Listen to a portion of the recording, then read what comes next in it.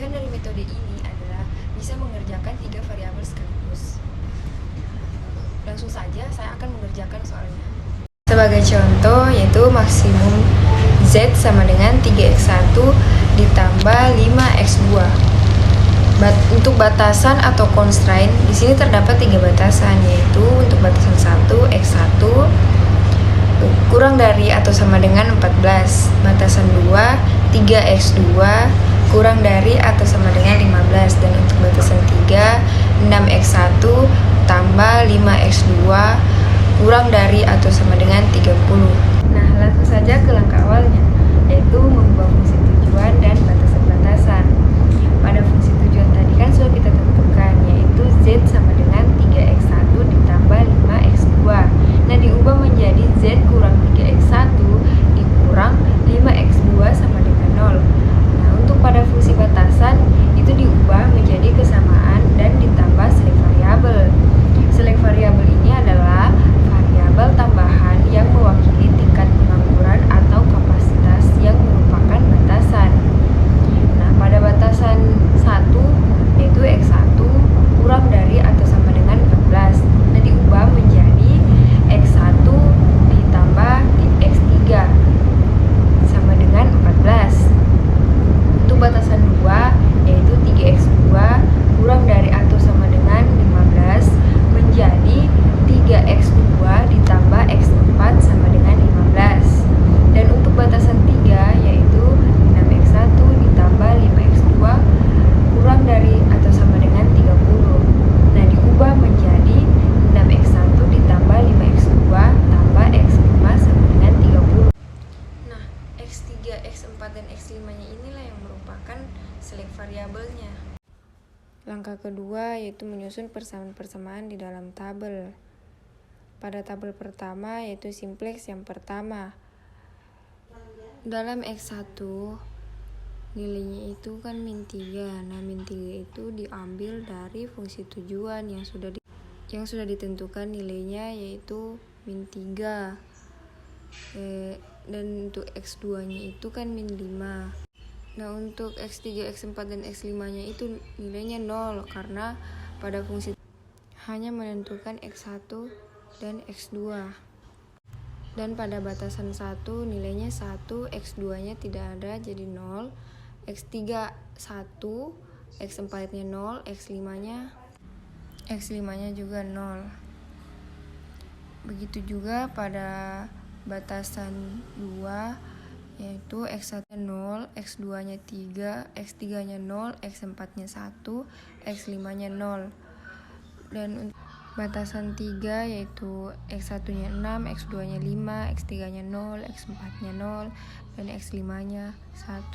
Tentukan nilai NK, yaitu nilai NK diambil dari nilai di belakang tanda sama dengan pada fungsi tujuan dan batasan.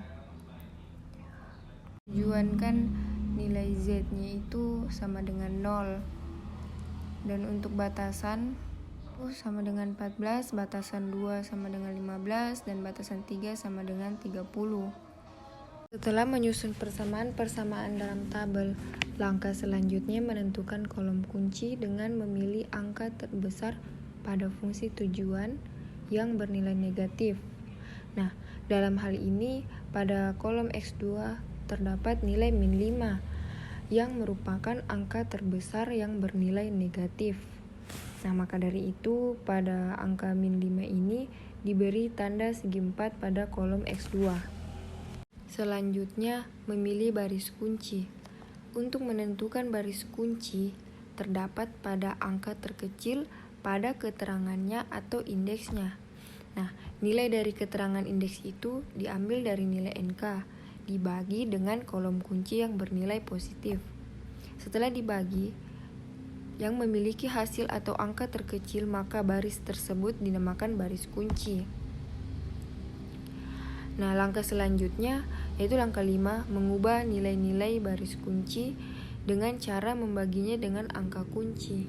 Seperti 0 bagi 3 sama dengan 0, 0 bahagi 3 sama dengan 0, 3 bagi 3 sama dengan 1, dan seterusnya. Bagi tersebut ditulis pada baris X2. Langkah keenam, mengubah nilai-nilai selain pada baris kunci. Dengan rumus baris baru sama dengan baris lama dikurang koefisien pada kolom kunci dikali nilai baru baris kunci. Pada baris pertama Z, baris lamanya itu kan min 3, min 5, 0, 0, 0, 0. Min 5-nya itu merupakan koefisien pada kolom kunci.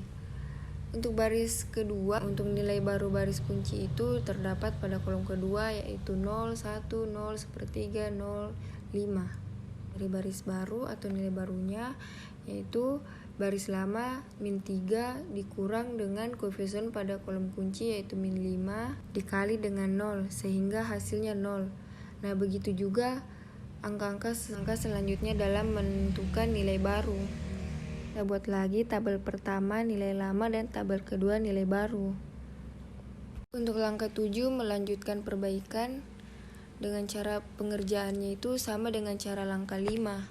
Untuk mencari nilai baru dengan mengulangi perbaikan pada langkah 6. Karena pada baris baru dan pada baris pertama tidak ada yang bernilai negatif, maka perubahan baru berhenti pula dengan membuat tabel simplex final hasil perubahan. Nah, pada baris pertama Z tidak ada lagi yang bernilai negatif, sehingga tabel tidak dapat dioptimalkan lagi dan tabel tersebut merupakan hasil optimal. Sehingga dari tabel final yang didapat yaitu X1 sama dengan 5/6, X2 sama dengan 5, Z maksimum sama dengan 27 1/2.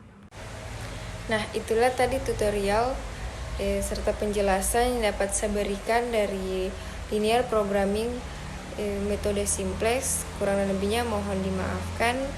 Sekian dan terima kasih. Terima kasih sudah menonton video ini.